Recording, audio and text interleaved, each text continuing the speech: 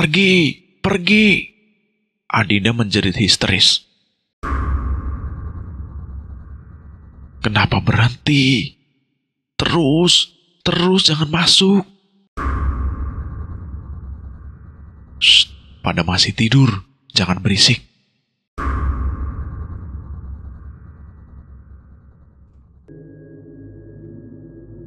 Assalamualaikum warahmatullahi wabarakatuh. Jumpa lagi di Lentera Hitam. Tentunya masih bersama Bobby yang akan menceritakan kisah misteri pendakian gunung. Bagaimana kabarnya teman-teman semua? Pastinya dalam keadaan sehat, baik-baik saja, sukses selalu dan selalu dimudahkan segala urusannya.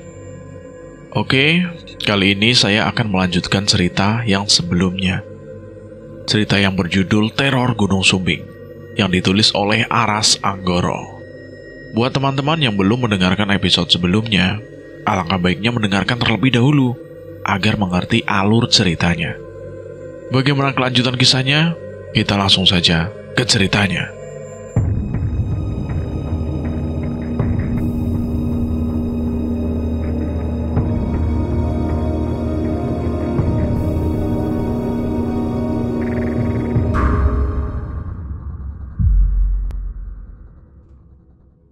Lu nangis kenapa?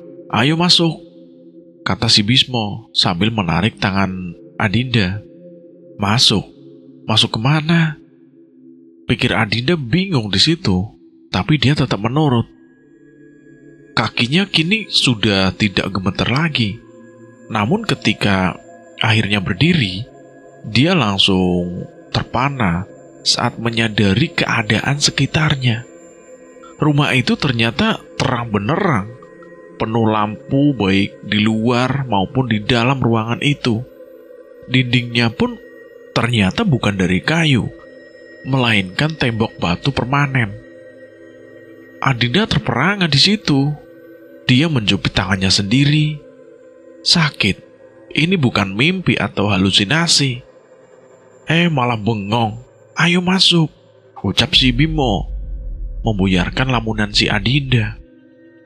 Saat pintu terbuka, Adinda kembali terperangah. Rumah ini penuh orang yang sedang tergeletak berjajar di lantai. Ransel-ransel beragam ukuran disandarkan di dinding berwarna putih cerah. Bisma meletakkan jari telunjuknya di bibir, memberi isyarat pada Adinda agar tidak mengeluarkan suara. Shh, pada masih tidur, jangan berisik. Lagi-lagi si Adinda itu tetap menurut. Mereka berjalan pelan, melangkahi kaki dan tubuh itu dengan cara mengendap. Adinda memandangi orang-orang yang tengah tidur itu dengan heran. Dia teringat situasi yang sama di base camp pendakian. Dia juga heran dengan luasnya ruangan ini jika dibandingkan dari tampak luar tadi. Ditambah lagi langit-langitnya yang tinggi.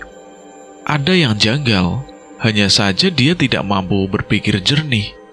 Pikirannya sedang terlalu kalut. Dia mengikuti Bismo mendekati pintu di ujung ruangan. Di balik pintu itu, ternyata sebuah lorong panjang dengan penerangan berupa lampu yang ditempelkan di dinding.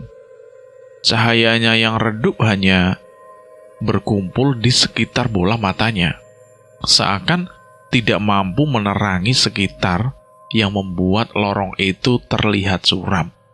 Pintu-pintu tertutup saling berhadapan di sepanjang lorong itu, mengingatkan pada sebuah hotel. Hanya saja lorong ini terlihat agak kuno. Adinda merinding di situ, merinding tangannya itu, bulu kudungnya itu berdiri, meremang saat lantai kayu yang mereka injak itu terdengar bergerak. Mengingatkannya pada suara yang sama di luar tadi. Dia menghitung total ada 6 pintu. Tidak ada keterangan atau nomor di setiap pintu itu. Adinda menduga di baliknya adalah kamar-kamar kosong. Karena melihat kenopnya yang berdebu, mereka terus melangkah. Tepat di ujung lorong ini, ternyata tangan yang mengarah ke lantai 2 Adinda meremas ingatannya lagi. Dia tak ingat pondokan kayu ini bertingkat. Tapi melihat Bismo yang nampaknya terbiasa, dia urung menanyakannya. Anak tangga kayu itu juga berderak saat Bismo dan Adinda menampakinya. Pegangannya yang juga dari kayu terasa lembab kala dia menyentuhnya. Adinda buru-buru melepaskan pegangannya, lalu mengusap-usapkan tangan ke bajunya agar kering. Ada rasa yang tidak nyaman yang menempel di pikiran Adinda. Lantai 2 berupa lorong yang mana persis dengan lantai bawah. Baik jumlah pintu maupun kesuramannya yang membedakan hanya tak ada tangga di ujung lorong. Bisma membuka pintu paling ujung sebelah kiri. Ketika lampu dinyalakan, di situ Adinda melihat sebuah kamar besar dengan tempat tidur berspray putih di pojok, lemari besar di seberangnya, dan meja rias lengkap dengan cermin raksasa di antaranya. Adinda menduga tirai berwarna putih kusam di atas tempat tidur itu pastilah jendela. Adinda pun duduk di sana, duduk di tempat tidur dengan canggung setelah sebelumnya meletakkan ranselnya di lantai. Penerangannya yang sama persis seperti di lorong membuat kamar itu juga terlihat suram. "Ini mau istirahat di sini?" tanya si Adinda bingung. Dia masih belum mampu memproses informasi di kepalanya. Bismo hanya menjawab dengan anggukan.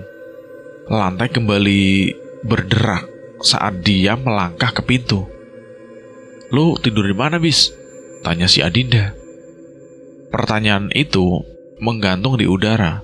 Bismo sudah keburu menutup pintu dan keluar. Suara derak lantai kayu terdengar menjauh. Tinggal Adinda sendirian di situ. Wajahnya celingukan memandangi sekeliling kamar bercat putih pudar itu. Ada sebuah pintu lain di ujung kamar. Tanpa perlu memeriksanya, Adinda tahu kalau itu adalah kamar mandi. Tangan Adinda meremas spray tempat tidur yang terlihat kaku dan menyebarkan aroma mirip bedak bayi. Rasa dingin menyebar di telapaknya. Sepertinya kamar ini sudah lama tidak ditiduri. Adinda pun berbaring dengan canggung. Walau tubuh dan pikirannya lelah, dia tidak berani memejamkan mata. Ada rasa tak nyaman, seakan ada sesuatu yang sedang mengawasinya saat ini. Jantung Adinda berdetak pelan dan waspada. Sebuah suara rendah dan konstan mengusik Adinda. Dia sudah mendengarnya sejak tadi. Awalnya dia mengira kalau itu suara genset. Di tengah ketinggian seperti ini, suara yang timbul tenggelam itu terasa ganjil. Anehnya, suara itu seakan semakin terdengar mendekat. Nafas Adinda mulai merasa berat, telinganya menegak. Dia menyadari, kini suara itu memang mendekat. Sebuah kesadaran menghantam yang membuat bulu kuduknya berdiri meremang. Kengerian langsung menyelimutinya saat menyadari itu adalah suara tangisan perempuan. Adinda tidak perlu menegakkan telinganya. Itu memang suara tangisan perempuan. Arahnya dari tangga kayu dan terdengar semakin mendekat. Dengan sangat berlahan, Adinda menaikkan kakinya ke tempat tidur, mencoba untuk tidak menimbulkan suara. Lututnya gemetar saat dia menahannya di udara. Sedikit bunyi per tempat tidur yang bergesekan karena tambahan beban membuat jantungnya terasa teriris. Sementara suara tangisan itu terdengar terus mendekat, diikuti suara lantai yang pelan bergerak. Adinda berhasil menaikkan kedua kakinya ke atas tempat tidurnya, nyaris tanpa suara.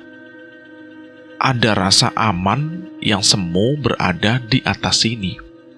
Kegelapan lorong tempat tidur entah bagaimana seakan menyembunyikan sesuatu yang sewaktu-waktu bisa saja menangkap kakinya. Perhatiannya kini semakin tersedot pada suara langkah yang terseret tepat di seberang dinding kamarnya. Tenggorokan Adinda kini tercekat. Kedua tangannya memeluk lututnya yang gemetar. Suara tangisan itu seakan tepat di depan pintunya. Tubuh Adinda semakin mengkerut. Sebuah bayangan terlihat dari sela-sela bawah pintu kamarnya. Dia membengkak mulutnya dengan kedua tangan. Kedua matanya dengan ngeri menatap bayangan, entah apapun itu yang bergerak lambat. Terus, jalan terus, pekik si Adinda dalam hati. Bayangan hitam itu bergerak dengan lambat dan berhenti tepat di depan pintu kamar Adinda. Wajah Adinda di situ pucat pasi, keringat dingin mengalir di dahinya. Waktu terasa membeku. Suara tangisan itu sudah tidak terdengar lagi. Segalanya mendadak sunyi. Yang terdengar hanya detak jantung Adinda. Kenapa berhenti? Terus jangan masuk. Pikirannya menjerit-jerit, kalut, takut. Sebuah kesadaran menghantam Adinda. Dia belum mengunci pintu kamar itu. Sebuah kesadaran yang datang terlambat, karena kini dengan tatapan setengah tak percaya. Dia melihat kenop pintu yang berlahan memutar. Kengerian mencengkeramnya seiring suhu kamar yang tiba-tiba membeku. Dalam detik-detik yang mencekam itu, instingnya menjerit, mengingatkan bahwa tidak ada tempat sembunyi dimanapun yang aman. Tubuh Adinda menggigil dan kakinya gemetar. Dia takut. Dia tahu tidak ada cara lain. Dengan cepat, dia melompat dari ranjang dan langsung menerjang daun pintu. Menekannya dengan bahu, dia sendiri bahkan bergidik dengan tindakannya itu. Apapun itu di balik pintu ini, dia sungguh tidak ingin tahu. Adinda makin panik, menyadari sesuatu itu juga mendorong balik. Pergi! Adinda menjerit histeris. Tekanan di pintu itu justru semakin kuat. Pelan-pelan Adinda terdorong balik. Lantai kayu yang berdebu ini terasa licin. Sama sekali tak mendukung sebagai pijakan. Dada Adinda bergemuruh, udara terasa menekan. Dengan kekuatan, dia menyaksikan daun pintu itu terbuka melebar sedikit demi sedikit. Dari bukaan yang hanya sedikit itu, Adinda menyaksikan sesuatu yang dikiranya ranting kering menyusup masuk. Butuh beberapa saat baginya untuk menyadari itu bukan ranting, melainkan jari. Pergi! Usaha terakhirnya membuahkan hasil. Dengan sekuat tenaga, dia menekan balik pintu itu, kemudian tertutup. Jari-jari kurus itu sudah menyelusup keluar. Tangan kanannya langsung menggeser tuas grendel untuk menguncinya. Pintu itu kembali tenang. Dengan waspada, Adinda melepaskan tekanan tubuhnya, lalu pelan-pelan melangkah mundur. Pandangannya tak putus, berganti-ganti mengawasi kenop pintu dan bayangan di sela bawah, yang kini terlihat bergerak-gerak aneh. Lalu pergi dengan perlahan. Adinda kembali naik ke ranjang dan membalut tubuhnya dengan selimut. Tubuh dan wajahnya benar-benar lelah. Setelah pikirannya kembali tenang, dia coba mengingat kembali kenapa dia bisa terjebak di situasi yang ganjil ini. Tak mungkin dia merasakan sikap Bimo yang berbeda. Dia memeras otaknya dan berpikir ada apa ini sebenarnya. Dan tentang pondokan aneh ini. Dia memang baru dalam dunia pendakian, tapi dia tidak pernah mendengar atau membaca ada bangunan 2 tingkat dengan banyak kamar seperti hotel di tengah perut gunung. Dia mencari-cari dalam ingatannya, mencoba menemukan satu saja fakta yang sama untuk membuatnya lebih tenang. Tapi Kembali dia tidak menemukan apapun. Dengan pahit, dia mengakui, bisa saja saat ini dia tengah disesatkan di alam gaib. Dia langsung ingin menangis Adinda itu. Bingung pikirannya. Pikirannya kembali bercabang. Jika ini memang alam lain, pasti ada maksud tertentu. Kenapa dia ditempatkan di kamar ini? Sampai situ dia langsung buru-buru memutus pikirannya. Dia ketakutan sendiri dengan bayangan-bayangan yang bermunculan di kepalanya. Aku harus kabur. Pikirannya itu seperti itu. Dia harus kabur. Butuh beberapa saat baginya untuk mengumpulkan pecahan nyalinya yang berantakan. Sambil mengambil nafas panjang dan menahannya di dada, dia menurunkan kaki kirinya dengan ujung jari duluan. Lalu menggeser pantatnya dengan pelan, menurunkan kaki kanannya. Tenggorokannya kering saat dia mengendap dan menempelkan telinganya pada daun pintu. Ternyata tidak ada suara apapun di situ. Jemarinya gemetar saat dia mendengar grendelnya dengan pelan, berharap dia tidak menimbulkan suara gesekan. Nafasnya tertahan. Kenop pintu ditutupnya. Pintu terbuka sedikit demi sedikit. Jantungnya berderap cepat. Pupil matanya melebar saat dia memberanikan diri mengintip keluar. Lorong itu kosong dan terlihat suram seperti tadi. Dia menyelinap keluar dan menutup pintu dengan berhati-hati agar tidak menimbulkan suara sambil menggigit bibirnya sendiri. Klak! Bunyi pintu yang tertutup. Jantungnya berdegup. Lantai kayu itu berderak walaupun dia sudah melangkah dengan hati-hati.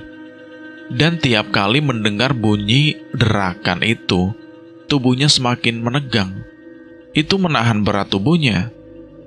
Dia berjalan jinjit dengan punggung menempel di dinding dan nafas yang tertahan di tenggorokan.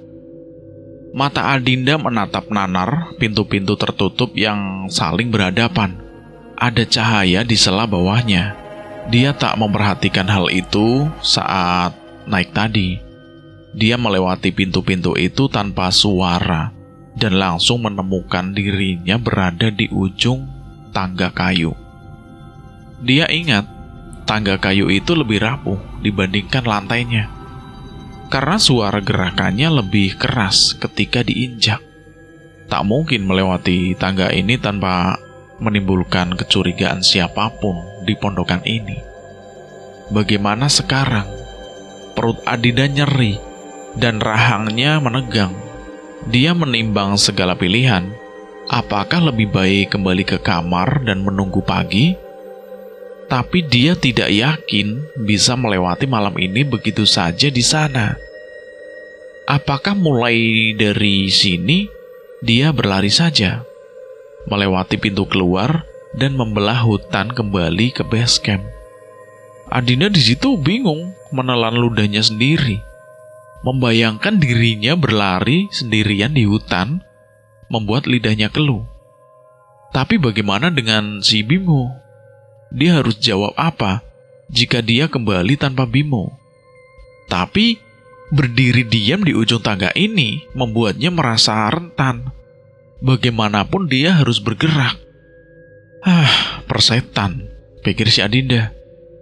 Kaki kirinya mulai menapaki anak tangga kayu pertama dengan hati-hati. Tangannya dengan kencang memegang kayu pengaman undakan. Lalu dengan sangat perlahan dia menurunkan kaki kanannya. Tidak ada suara sama sekali. Aman sementara, pikir si Adinda. Tubuhnya semakin menegang. Pandangannya bolak-balik antara pijakan berikutnya di lantai bawah yang nampak lenggang. Dengan cara yang sama, dia berhasil tiba di bawah tanpa suara sama sekali. Jantungnya berdetak keras. Sekarang dia harus melewati tubuh-tubuh yang sedang bergeletakan di lantai. Lagi dan lagi dia harus menunggu gemetar itu di tubuhnya. agar agak berkurang. Jadi dia merapatkan tubuhnya di dinding, mencoba mengatur nafasnya yang tidak karuan. Setelah merasa agak tenang, dia kembali bergerak. Satu tubuh berhasil dia lewati. Keringat dingin sebesar jagung muncul di dahinya. Lututnya gemetar hebat. 2 tubuh dilewati. Adinda sudah ingin menangis saat tubuh di depannya sedikit menggeliat. Tak ada yang bisa dia lakukan kecuali berdiri mematung sambil menahan nafas.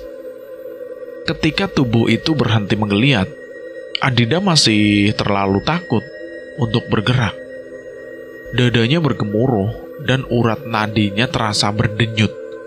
Bisa-bisa, ayo bergerak. Adinda menyemangati dirinya sendiri. Dengan jantung yang hampir lepas, akhirnya dia berhasil melewati semua tubuh itu. Dia sudah tak ingat apakah lantai yang ia injak itu bergetar atau tidak. Dia tidak peduli. Sekarang tinggal kabur secepatnya meninggalkan pondokan gaib ini. Matanya mencari-cari letak grendel, tak ada. Semoga pintu ini tidak dikunci. Adinda memohon dalam hati. Tangannya yang gemetar menyentuh kenop pintu itu.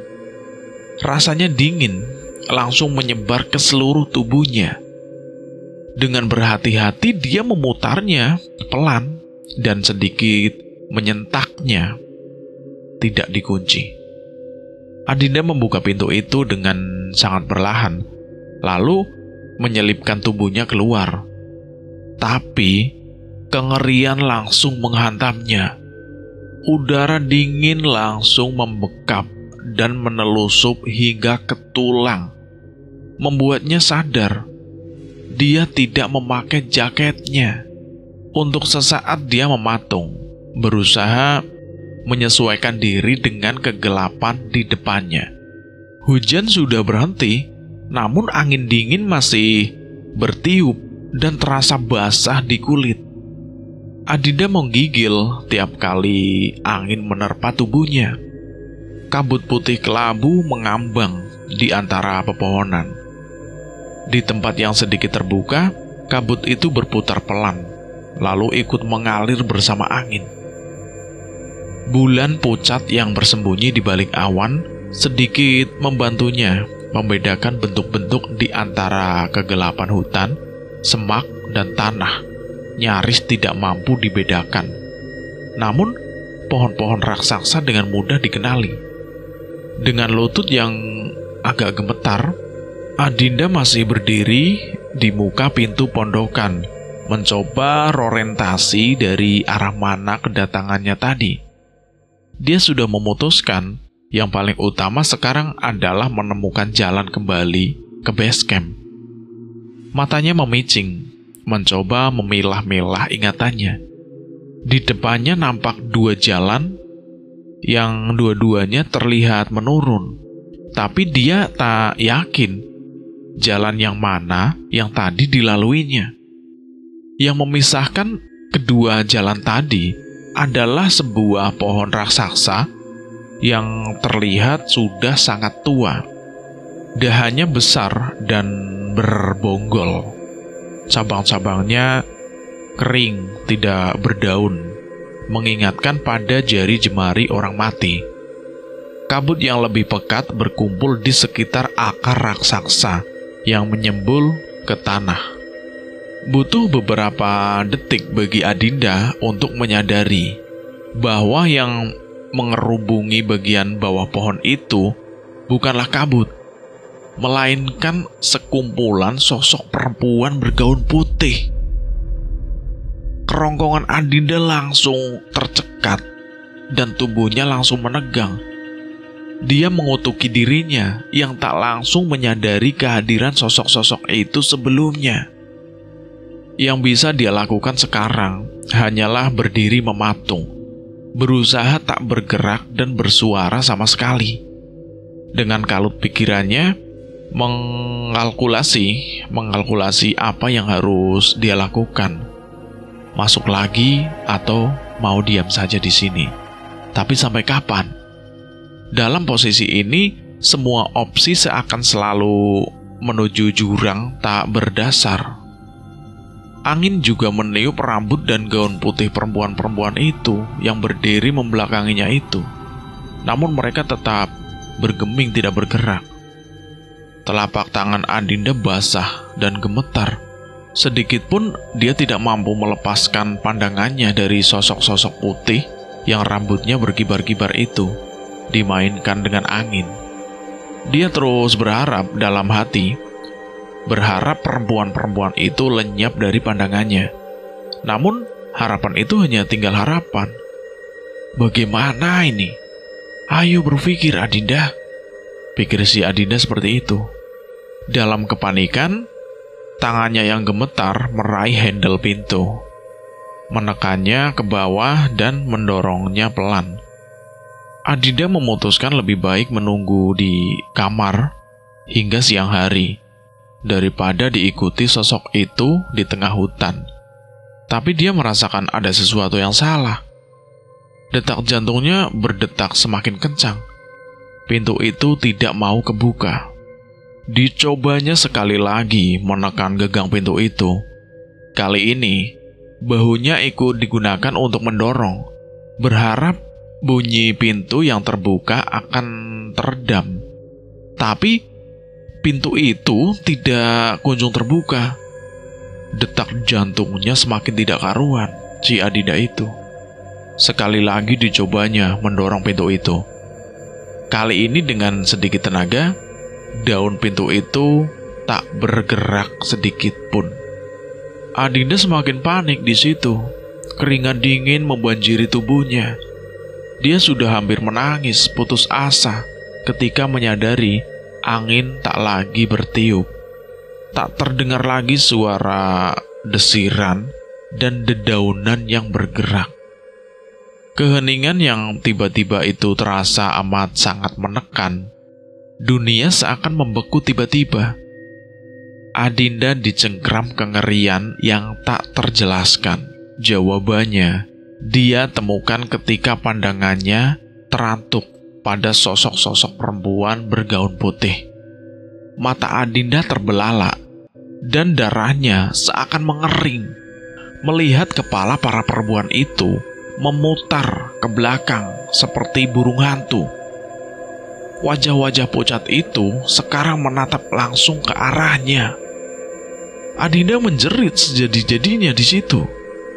Lalu dengan putus asa, menabrakkan bahunya pada daun pintu dengan panik. Dar!